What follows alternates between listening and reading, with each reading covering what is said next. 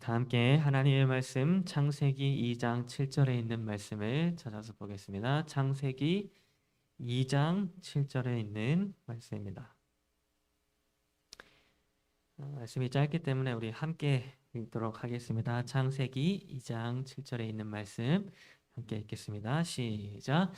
여호와 하나님이 땅에 흙으로 사람을 지으시고 생기를 그 코에 불어 넣으시니 사람이 생명이 되니라. 네, 오늘 저는 여러분과 함께 생기를 불어넣으심이라고 하는 제목으로 이렇게 말씀을 나누도록 하겠습니다. 여러분, 창세기 2장 7절은 우리 사람의 공식에 대하여 이렇게 기록해 주고 있습니다. 흙 플러스 생기는 생령이다. 여러분, 하나님께서 우리 사람을 이 땅에 있는 흙으로 지으셨고 또 그 흙에다가 생기를 불어넣었더니 사람이 살아있는 존재, 곧 생령이 되었다고 성경은 기록해 주고 있는 것입니다. 그래서 여러분, 이것은 우리 사람의 공식이 되었습니다. 흙 플러스 생기는 생령이라고 하는 이 공식이 바로 우리 사람의 공식인 것입니다. 그런데 여러분, 이러한 사람의 공식이 처음으로 깨지게 되었던 때가 있었는데 그때가 언제였는지 아십니까? 이 흙 플러스 생기는 생령이라고 하는 이 사람의 공식이 처음으로 깨지게 되었던 때가 있었는데 그때는 언제였는가 하면 바로 아담이 선악과를 따먹고 죄를 짓게 되었던 때였습니다. 창세기 2장 17절은 그 사실에 대하여 이렇게 기록해 주고 있습니다. 선악을 알게 하는 나무의 열매는 먹지 말라. 네가 먹는 날에는 반드시 죽으리라 하시니라. 여러분, 창세기 2장 17절에서 하나님께서는 아주 분명하게도 뭐라고 말씀해 주셨는가 하면 선악을 알게 하는 나무를 네가 먹는 그 날에는 반드시 죽으리라고 말씀하셨습니다. 다시 말해서 아담이 선악과를 따서 먹게 되는 바로 그날에 반드시 죽게 될 것이라고 하나님이 말씀해 주셨다는 것입니다. 그런데 여러분, 여기서 하나의 의문점이 하나 생기게 됩니다. 아담이 사랑하는 아내 하와로부터 선악과를 받아서 그 선악과를 먹게 되었던 그날에 여러분, 아담이 죽게 되었습니까? 아담이 선악과를 입에 다 이렇게 물게 되었을 때에 그때 아담이 바로 죽었습니까? 아닙니다. 아담은 선악과를 먹은 이후에 성경은 무려 930년을 더 살았다고 기록해 주고 있습니다. 그래서 창세기 5장 4절과 5절은 이렇게 기록해 주고 있습니다. 아담은 셋을 낳은 후 800년을 지나며 자녀들을 낳았으며 그는 930세를 살고 죽었더라. 여러분, 아담은 선악과를 따먹은 이후에 무려 930년을 더 살았습니다.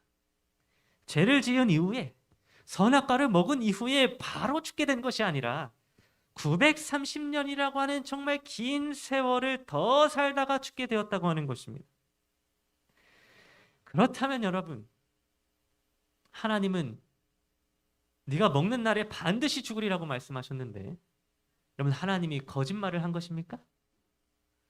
하나님은 분명히 네가 선악과를 먹는 그 날에 반드시 죽으리라고 아담에게 말씀해 주셨는데 아담이 그 날에 죽지 않고 930년을 더 살았으니 하나님이 거짓말을 한 것입니까?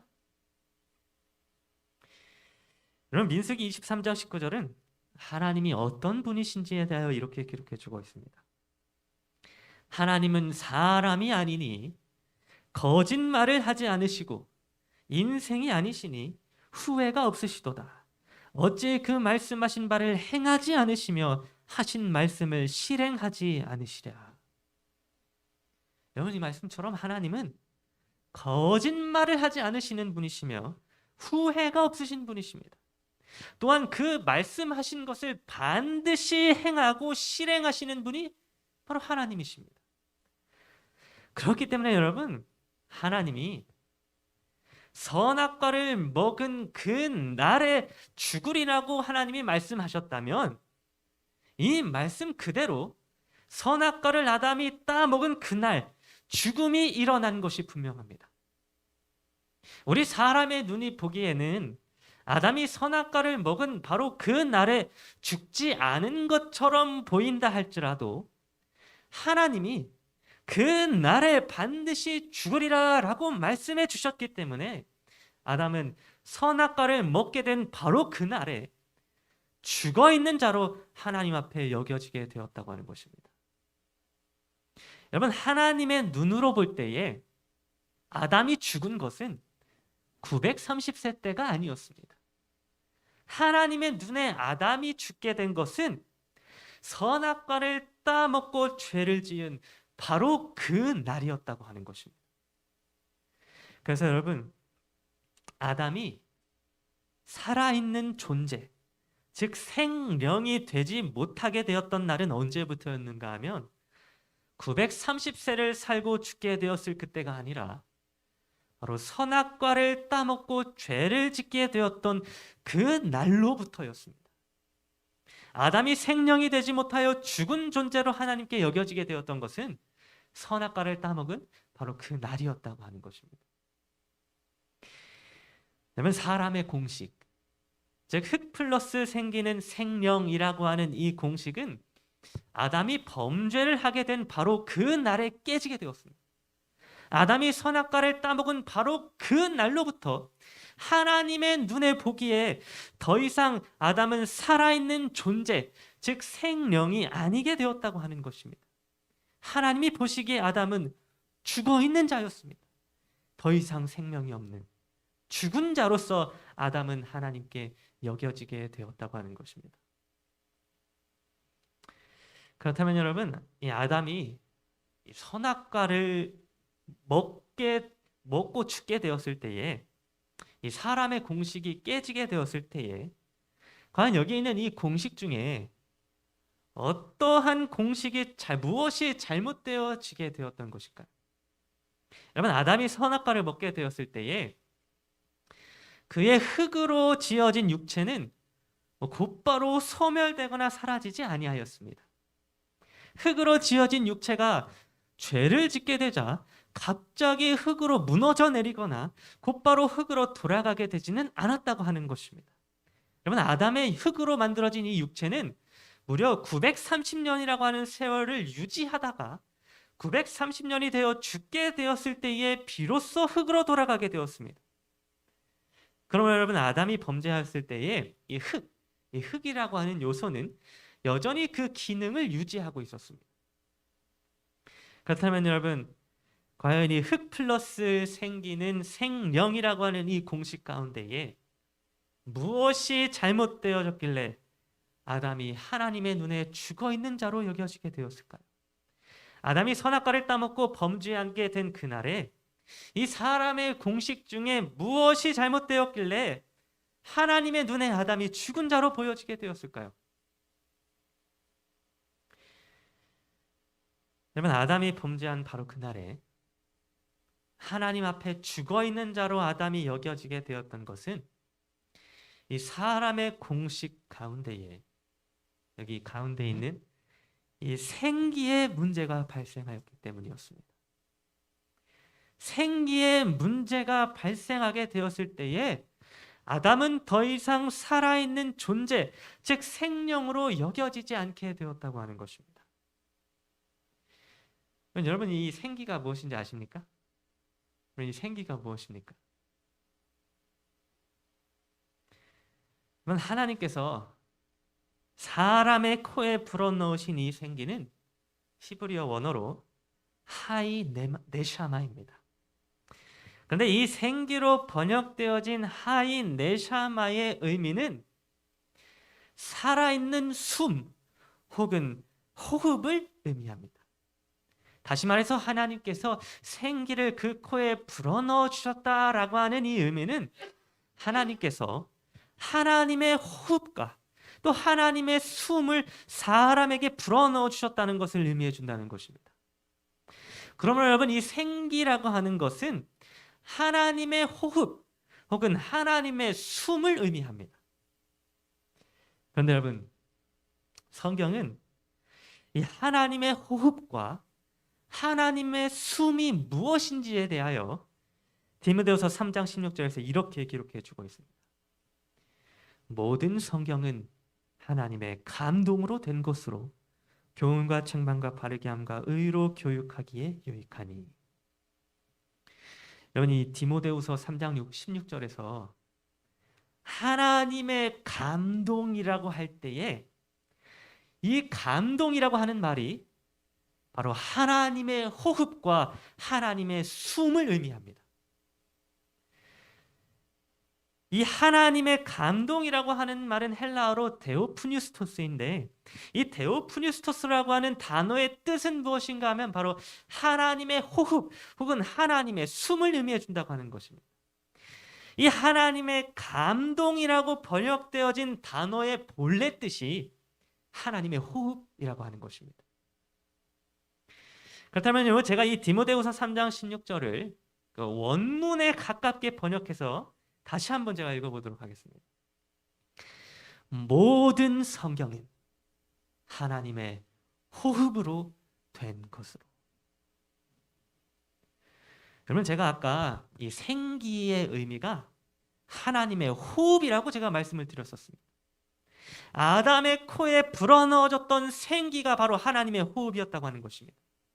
그런데 그렇게 생기를 의미하는 하나님의 호흡이 지금 무엇이라고 디모데후서 3장 16절은 기록해 주고 있는가 하면 바로 모든 성경이, 이 말씀이 하나님의 호흡이며 하나님의 숨이라고, 생기라고 기록해 주고 있다는 것입니다.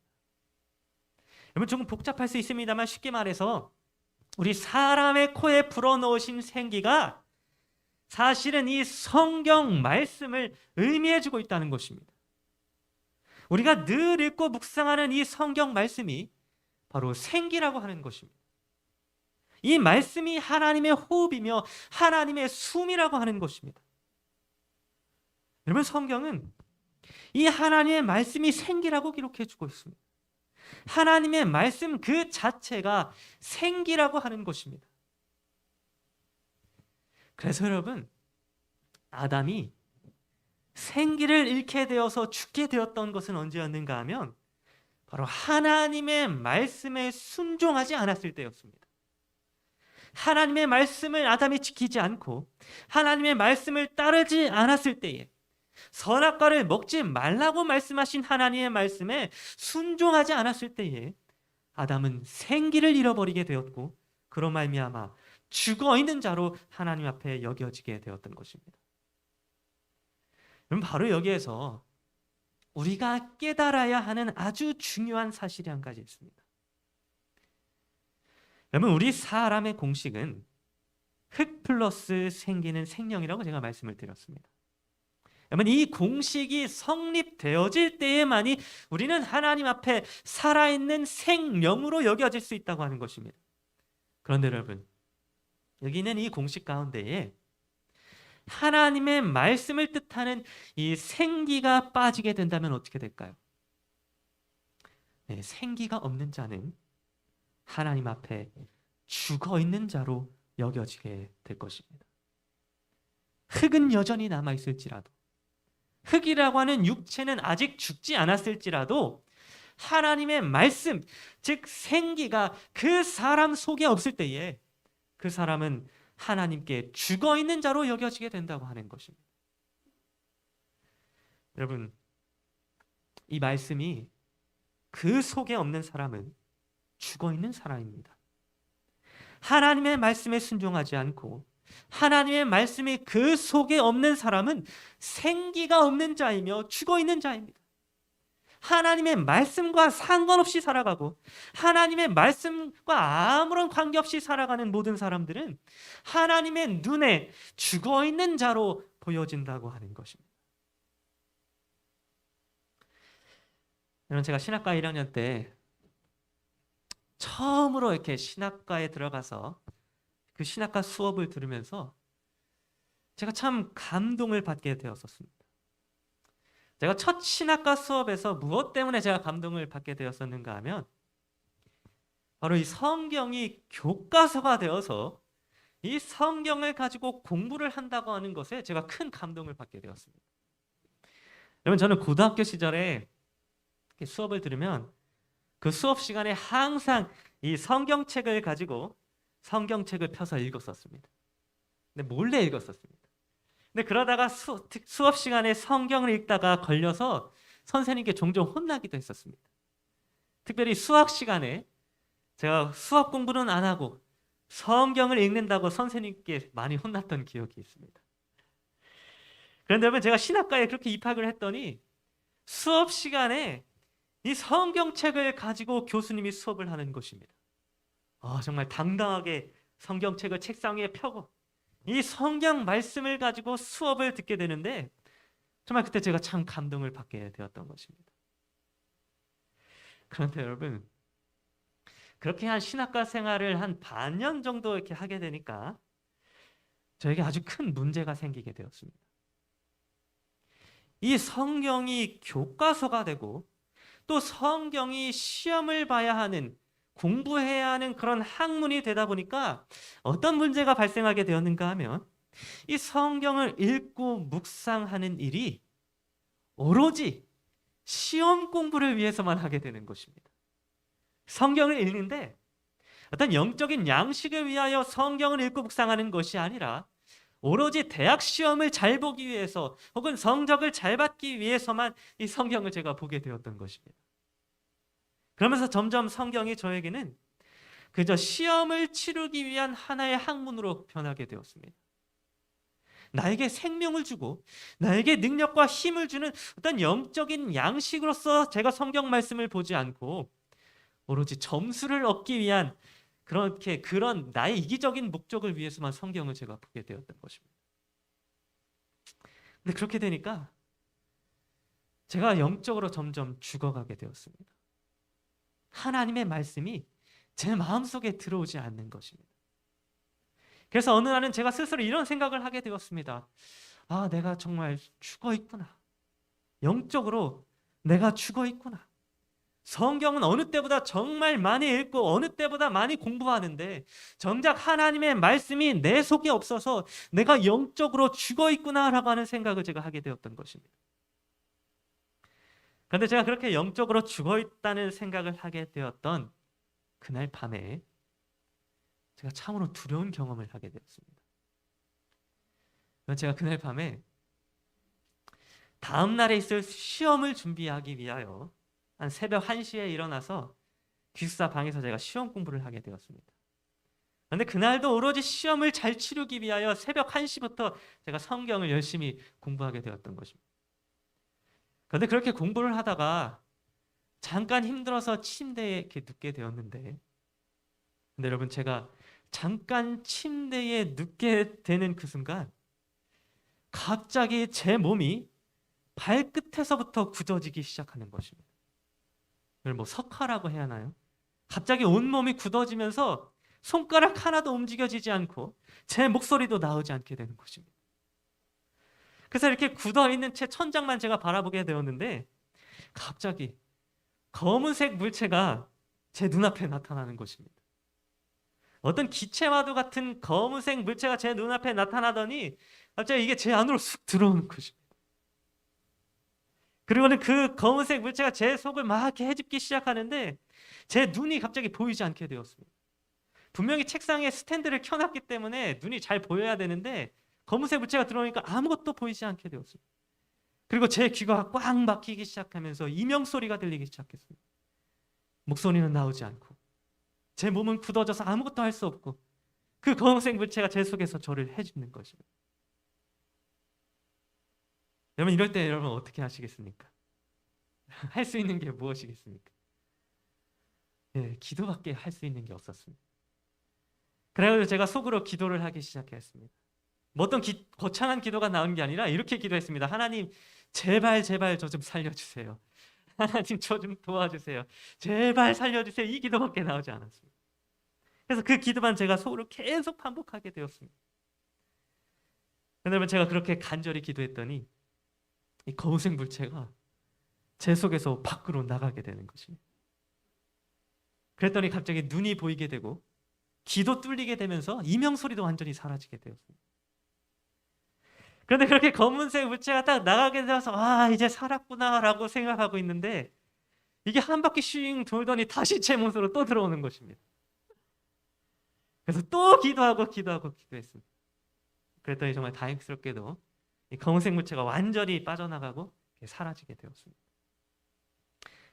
그리고는 굳어져 있던 제 몸이 이제 발끝에서부터 서서히 풀리게 되면서 제 목소리도 나오게 되고 또 이제 귀도 뚫리게 되면서 정상으로 제가 돌아오게 되었습니다. 그런데 여러분, 제가 그날 밤에 그런 이상한 체험을 하고 나니까 제가 도저히 다시 잠을 잘 수가 없는 것입니다. 너무 무서워가지고 침대에 다시 눕지 못하겠는 것입니다. 그래서 제가 그때부터 이 성경 말씀을 펴고 성경 말씀을 읽기 시작하였습니다. 제가 하나님의 말씀이 내 속에 없어서 영적으로 죽어 있었기 때문에 이런 귀신이 내 마음속에 들어오는구나 라고 생각을 해서 하나님의 말씀을 제가 그때부터 묵상하기 시작하였습니다. 제가 그때 정말 온 마음을 다하여 하나님의 말씀을 묵상하기 시작했는데 그때 제가 읽었던 성경 말씀의 범위가 어디였는가 하면 바로 열왕기하 4장에 있는 말씀이었습니다. 여러분, 이 열왕기하 4장에는 어떤 말씀이 기록되어져 있는가 하면 엘리사 선지자가 죽은 아이를 살리는 장면이 기록되어져 있습니다. 수넴 여인의 아들이 죽었는데 그 죽은 아이를 살리는 장면이 여기 열왕기하 4장에 기록되어져 있는 것입니다. 그래서 제가 특별히 열왕기하 4장 34절에 있는 말씀을 주목해서 보게 되었는데 이렇게 기록되어져 있습니다. 아이 위에 올라가 엎드려 자기 입을 그의 입에, 자기 눈을 그의 눈에, 자기 손을 그의 손에 대고 그의 몸에 엎드리니 아이의 살이 차차 따뜻하더라. 여러분, 엘리사 선지자가 죽어있는 수넴 여인의 아이를 살리는 장면이 여기 기록되어져 있는데 엘리사 선지자가 어떤 방식으로 죽어있는 아이를 살렸는가 하면 그 아이의 입에 자신의 입을, 또 그 아이의 눈에 자기의 눈을, 그리고 그 아이의 손에 자기의 손을 대고 그 몸에 엎드려서 마치 인공호흡을 하는 것처럼 해서 그 아이를 살리게 되었습니다. 여러분, 제가 이 말씀을 묵상하고 나서 하나님께 제가 이렇게 기도하였습니다. 하나님, 저는 하나님의 말씀이 없어서 영적으로 죽어 있었습니다. 이 수넴 여인의 아이가 죽어 있는 것처럼 저도 죽어 있는 자였습니다.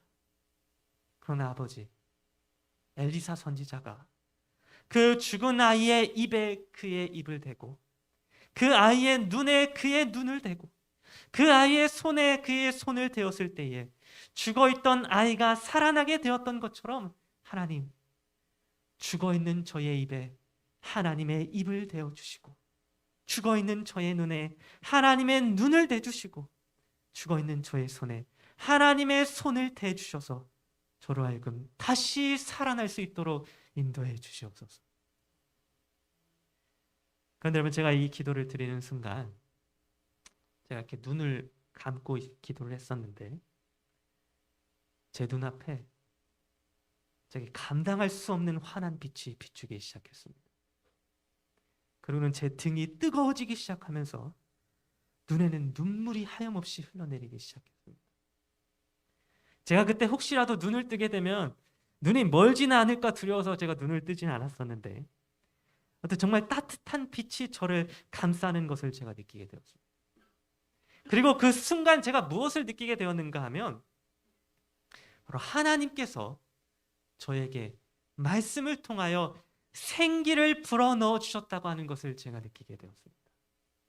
영적으로 죽어있는 저에게 하나님이 말씀을 통하여 생기를 불어넣어 주신 것을 제가 그때 처음 경험하게 되었던 것입니다. 여러분, 이 성경 말씀이 생기입니다. 이 말씀이야말로 우리 사람에게 생명을 불어넣어주는 하나님의 호흡이자 하나님의 숨인 것입니다. 여러분, 이 말씀이 없으면 우리는 죽어있는 자와 같습니다. 하나님의 숨이 우리에게 불어넣어지지 않으면 우리는 죽어있는 자와 같다고 하는 것입니다. 조금 더 나아가서 여러분, 이 말씀, 곧 말씀이신 예수 그리스도가 우리 속에 없으면 우리는 죽어있는 자입니다. 말씀으로 이 땅에 오신 예수 그리스도를 우리 마음 가운데 모시지 않으면 그 사람은 죽어있는 자라고 하는 것입니다. 여러분은 오늘 죽어있는 자입니까? 아니면 살아있는 자입니까? 우리 사람의 눈으로 보기에 죽거나 살아있는 자가 아니라 하나님의 눈이 보시기에 여러분은 죽어 있습니까? 아니면 살아 있습니까? 그러면 여러분 안에 이 살아 숨쉬는 하나님의 말씀, 곧 생기가 있어서 여러분은 살아있는 생명이십니까? 아니면 하나님의 말씀이 없어서 죽어 있는 자들입니까? 오늘 저와 여러분 모두가 생기이신 하나님의 말씀을 통하여 살아있는 생명이 되기를 간절히 바랍니다. 우리 눈에 살아있는 자가 될 뿐만 아니라 하나님의 눈이 보시기에도 여전히 살아있는 자로 여겨지게 되기를 간절히 바랍니다. 이 성경 말씀, 곧 말씀이신 예수 그리스도를 날마다 우리 마음 가운데에 모시게 되므로 이 말씀을 묵상하고 또 말씀을 연구하는 일을 통하여 생기를 얻고 살아있는 자들이 되기를 간절히 바랍니다.